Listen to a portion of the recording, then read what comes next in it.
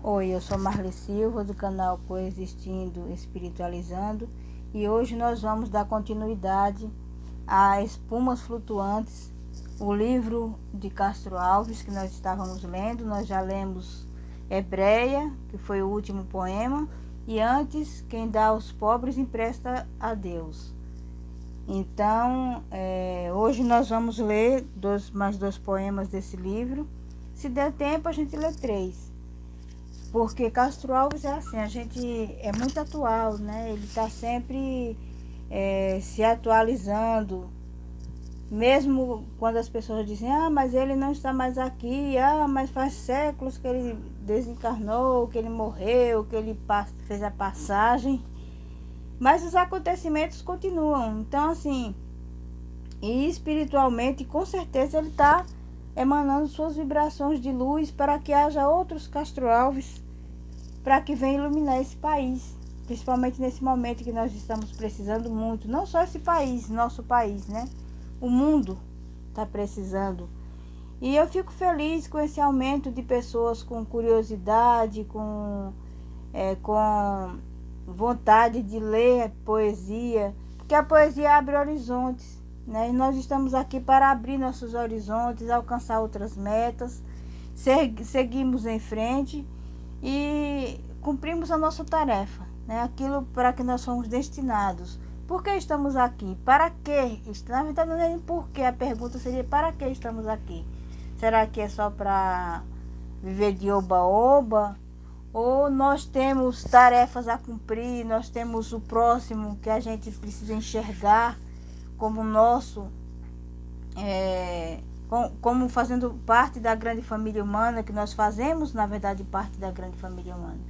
Então, assim, Castro Alves, ele tinha esse interesse e ele tinha esse entendimento, e ele usava esse preceito na vida dele, que o próximo fazia parte dessa família e ele tinha responsabilidade em fazer com que sua mensagem chegasse até essas pessoas, chegasse até quem ainda não tinha despertado, porque muitas vezes nós estamos aqui encarnados, nós estamos aqui neste planeta, segundo os espiritualistas, segundo Allan Kardec, segundo outras e outras pessoas estudiosas da alma humana, né, da vivência humana, tem nos alertado a respeito disso. Nós não estamos aqui apenas para viver de oba-oba.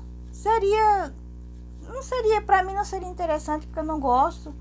Eu acho que tudo tem que ter um sentido, embora alguns sentidos eu possa discordar deles, mas viver tem esse sentido. Saber por que fomos criados, nós não sabemos. Não há explicação, porque o dono da criação, ele não aparece e não diz, eu sou essa pessoa que criou todo esse universo, isso é para isso, isso aqui. Nós é que temos que descobrir e fazer essa caridade. Fazer esse descobrimento e fazer a caridade para com o próximo. Porque seria muito bom, muito fácil, tudo muito prontinho, tudo muito ali, você vai, já tem alguém coordenando para você fazer, e a sua parte. Nós precisamos fazer a nossa parte. O universo faz 80%, assim acreditam os espíritas e espiritualistas. E o resto somos nós que fazemos. E muitas vezes dizem alguns espíritas já consagrados, eu vou falar uma frase de Chico Xavier, que ele dizia que nós não, numa encarnação, nós não fazemos nem 1%. Éramos para fazer 20%, nós não fazemos nem 1% do que deveríamos fazer. Isso era um pensamento de um grande pensador, que vou trazê-lo aqui no programa, porque fez parte mudou a maneira de muita gente pensar. Chico Xavier escreveu mais de 300 livros, e é um tipo de literatura que não é reconhecido pela Academia Brasileira de Letras, mas ela existe, como Zíbia Gasparetto. Foi uma mulher que houve uma transformação, antes de Zíbia e depois de Zíbia. Não na literatura comum que eu estou falando na literatura um tipo de literatura que veio à tona, já vivia sendo bem vista e lida e acolhida quando Chico Xavier fazia seus livros, e outras pessoas que se diziam médiuns, que recebiam isso de outras pessoas, de outros seres já desencarnados, e que tinha um mentor e que escrevia sobre isso. Então, Zipe Gasparetto também, ela dizia-se ter esse dom. Ou tendo ou não tendo, ela fez uma grande diferença. Nos anos 90, a gente não via falar de outra pessoa não ser de Zipe Gasparetto. Eu chegava nos ônibus e via as pessoas lendo, né, os livros dela. Então, assim, eu pretendo trazer a importância. A gente não pode mudar, por exemplo, eu não posso chegar na Academia Brasileira de Letras e mudar as coisas. Castro Alves, com certeza, a literatura dele cabe nisso. A Academia Brasileira de Letras, com certeza, deve ter reconhecido a literatura de Castro Alves. Mas a de Zipe Gasparetto não, a de Chico Xavier não, mas elas estão aí. E elas fazem a diferença, elas mudam o pensamento das pessoas. Então esse canal, ele é para falar sobre isso. Sobre um mundo melhor, sobre uma nova consciência que devemos ter, que é o caso de Neville Goddard, que trouxe esse interesse também muito grande quando ele escreveu sobre a nova consciência, que nós precisamos compreender. Ele desvendou bem a Bíblia. É toda uma história muito interessante. Quem não conhece Neville Goddard, seria bom que conhecesse. Se alguém conhece, deixe nos comentários. Eu acho muito interessante falar sobre isso. Mas ele não escrevia poesia, mas esse canal não é propriamente apenas de poesia. Nós estamos falando de poesia porque é maravilhoso falar de Castro Alves, mas vai chegar um momento que nós vamos falar de filosofia, de algumas coisas que mudem o comportamento humano, que possam fazer a diferença. Então, hoje nós vamos ler um poema que ele fez aqui, chamado As Versos e o Gênio, ao poeta e amigo J. Felizardo Júnior. Ele sempre tinha esse carinho de oferecer alguma de suas obras para alguém, ou falar de alguém, ou de algum acontecimento. Ele sempre colocava alguma coisa. Sabes quem foi As Versos? O parceiro, não, o preceito, o mísero judeu, que tinha escrito na fronte o selo atroz. Eterno viajor de eterna senda, espantado a fugir de tenda em tenda, fugindo em balde a vingadora voz. Misérrimo correu o mundo inteiro, e no mundo tão grande o forasteiro não teve onde pousar. Com a mão vazia viu a terra cheia, o deserto negou-lhe o grão de areia, a gota d'água rejeitou-lhe o mar. Dásia, as florestas lhe negaram sombra, a savana sem fim negou-lhe a alfombra, o chão negou-lhe o pó, tabas, serralhos, tendas e solares, ninguém lhe abriu a porta de seus lares, e o triste seguiu só.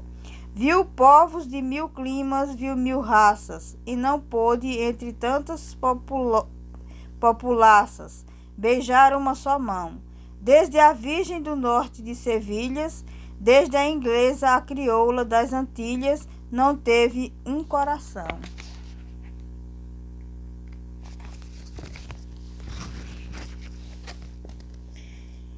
E caminhou, e as tribos se afastaram, e as mulheres tremendo murmuravam, com respeito e pavor. Ai, fazia tremer do vale a serra, ele que só podia sobre a terra silêncio, paz, ele que só pedia sobre a terra silêncio, paz e amor.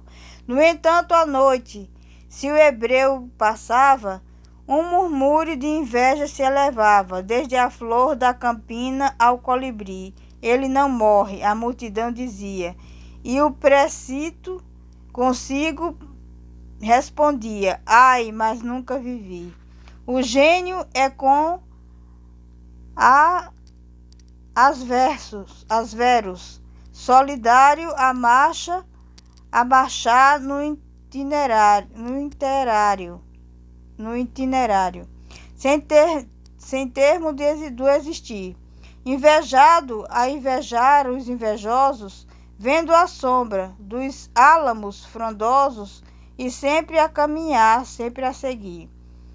Pede uma mão de amigo, dão-lhe palmas. Pede um beijo de amor e as outras almas fogem, pasmas de si. E o mísero de glória em glória corre, mas quando a terra diz, ele não morre, responde o desgraçado, eu não vivi. Então a gente vê que a preocupação de Castro Alves não era apenas com a questão da escravatura. Nesse poema deixa bem claro, ele fala de um judeu, né? Do que foi realmente negado para essa pessoa. Ele fala sobre, talvez, será que ele fala sobre Jesus? A gente, assim, é um poema que a gente lê, mas na verdade a gente não tem muitas certezas. O que se sabe é que ele sempre esteve do lado das minorias que são na verdade minorias de direitos, que lhes são negados, oportunidades, apoio, amparo, carinho, amor fraterno que nós devemos ter para com os nossos irmãos. Então Castro Alves via muito além do seu tempo. Ele estava vendo a década de hoje. Essa década que nós estamos vivendo, ele estava prevendo ela. Então aí você pode falar assim, poxa, mas o poeta, ele é um profeta. O poeta, o bom poeta, ele é um grande profeta. Ele consegue entender o seu tempo e ele consegue ver mais adiante. E foi isso que aconteceu com Castro Alves, né? Depois teve a perseguição dos judeus, teve a questão do Holocausto, teve o nazismo, que é uma coisa que não... Na verdade, a gente pensa em várias questões. Quando a gente lê Castro Alves, a gente pensa muito na questão escravocrata, mas ele defendia o ser humano.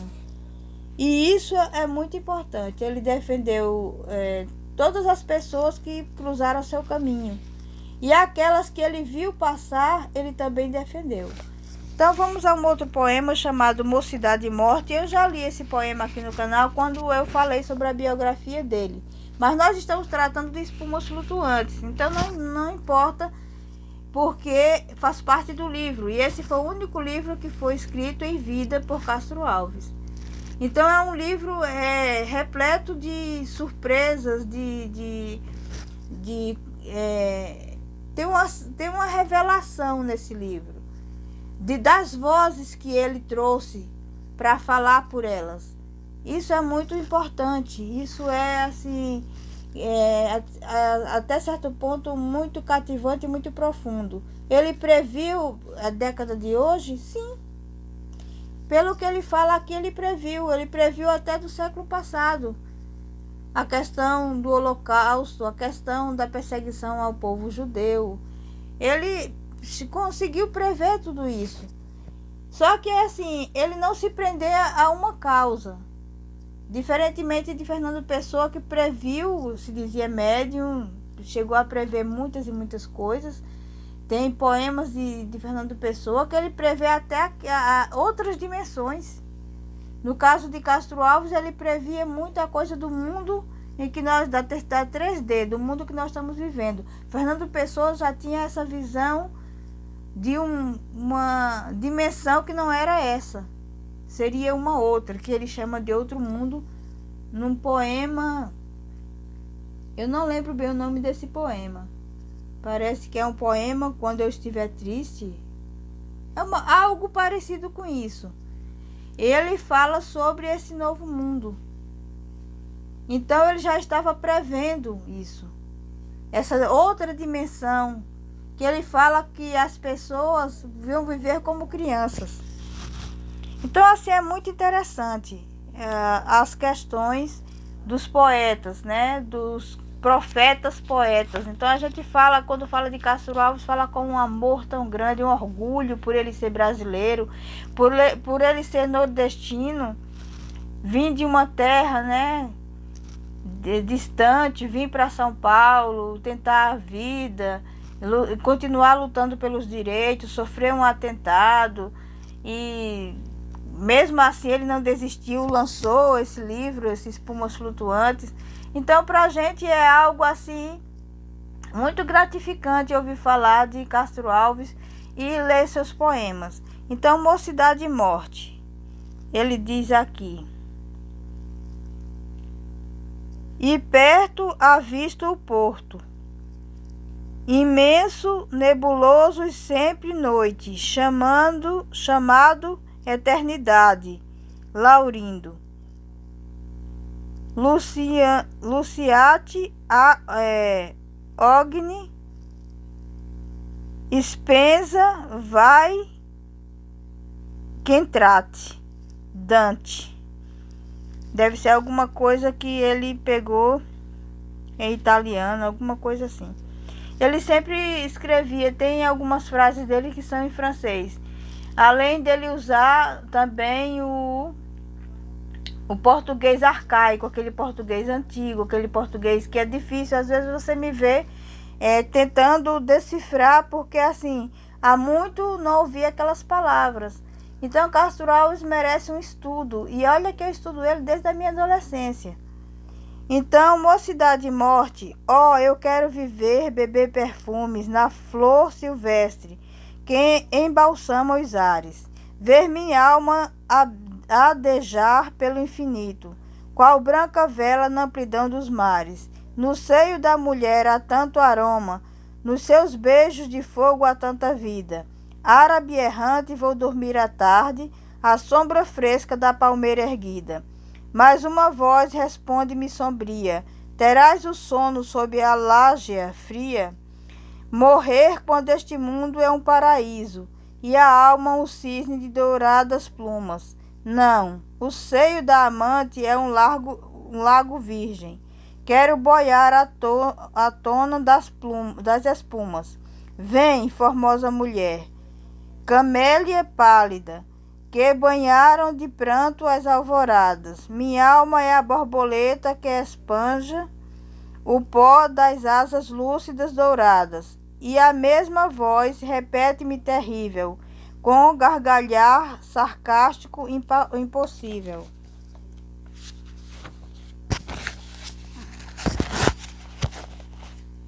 Eu sinto em mim o borbulhar do gênio, vejo além um futuro radiante. Avante, brada-me o talento n'alma, e o eco ao longe me repete: avante, o futuro no seio. Entre louros e bênçãos dorme a glória. Após o nome do universo n'alma, um nome escrito no panteão da história. E a mesma voz repete funerária: teu panteão, a pedra mortuária. Morrer é ver extinto entre as névoas o final que nos guia na tormenta. Condenado escutar dobres de sino, voz da morte que a morte lhe lamenta. Ai, morrer é trocar astros por círios, leito macio por esquife imundo, trocar os beijos da mulher no visco da larva errante no sepulcro fundo. Ver tudo findo, só na lousa um nome, que eu viadante a pré-passar consome. E eu sei que vou morrer, dentro em meu peito. Um mal terrível me devora a vida.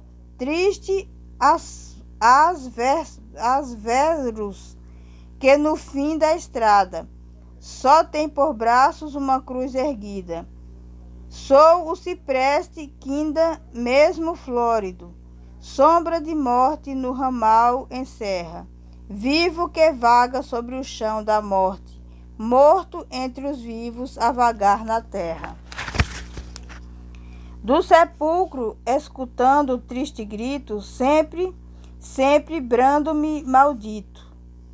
E eu morro, ó Deus, na aurora da existência, quando a sede e o desejo em nós palpita. Levei aos lábios o dourado pomo, mordi o fruto podre do asfaltita. No triclínio da vida, novo tântalo, o vinho do viver ante mim passa. Sou dos convivas da legenda hebraica. O estilete de Deus quebra-me a taça. É que até minha sombra é inexorável. Morrer, morrer, soluça-me implacável. Adeus, pálida amante dos meus sonhos. Adeus, vida. Adeus, glória, amor, anelos. Escuta, minha irmã, cuidadosa enxuga os prantos de meu pai nos teus cabelos. Fora louco esperar. Fria rajada. Sinto que do viver me extingue a lâmpada. Resta-me agora por futuro a terra. Por glória, nada por amor acampa. Adeus, arrasta-me uma voz sombria. Já me foge a razão na noite fria. Então, assim, é muito interessante essa questão de Castro Alves, né? Esse último poema que ele falou aqui, ele volta a falar. Acredito eu que o primeiro poema, ele quis falar alguma coisa, me pareceu, sobre Jesus. E ele aqui repete o nome, Asverus e o Gênio. Ele repete como ele fala, como se fosse a crucificação, né?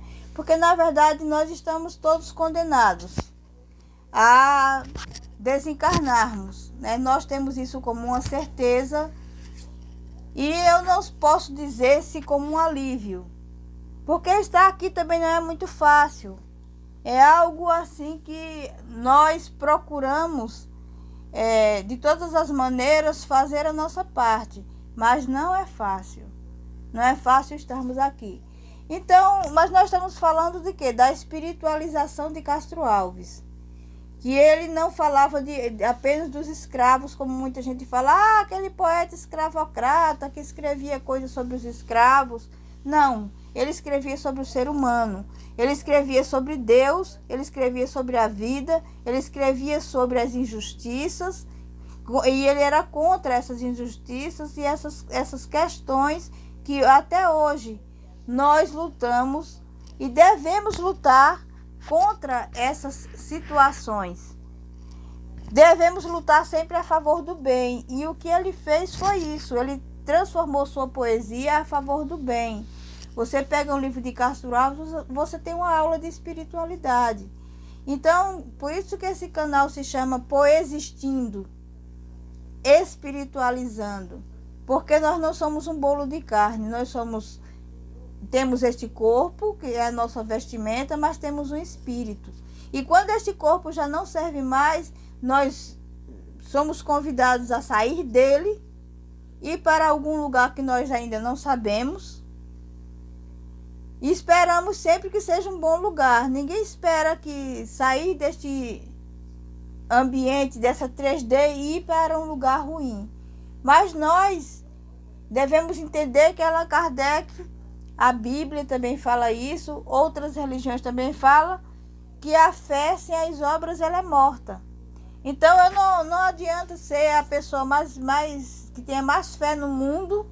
Primeiro que uma pessoa que tem fé, ela faz o bem, ela pratica o bem para o seu semelhante.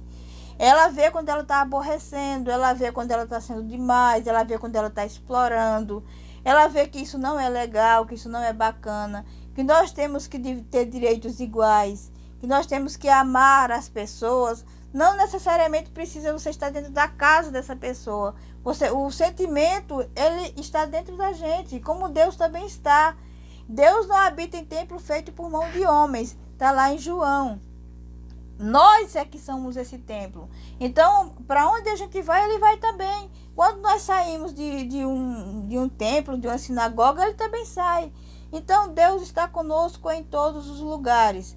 Basta o quê? Nós acionarmos isso. No dia que nós tivermos essa consciência de que Deus está conosco, não precisamos ir buscar ali, vai ali, vai acolá. Não precisa. Jesus disse isso. Se disser que eu estou ali, estou do outro lado, estou acolá, não vades porque não estou.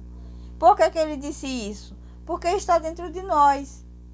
É só nós acionarmos esse poder que nós encontramos Deus. Então, é isso que eu tinha para hoje.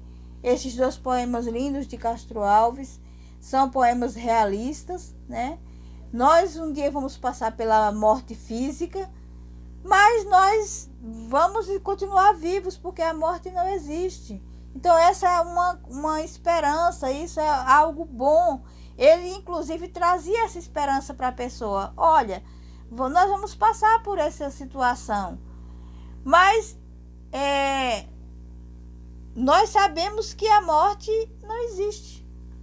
Nós mudaremos de corpo, sairemos dessa terceira dimensão, iremos para uma outra, e quiçá possamos ir de maneira digna, de maneira boa, de maneira que nós possamos receber os nossos louros pelas nossas plantações. A vida é uma construção.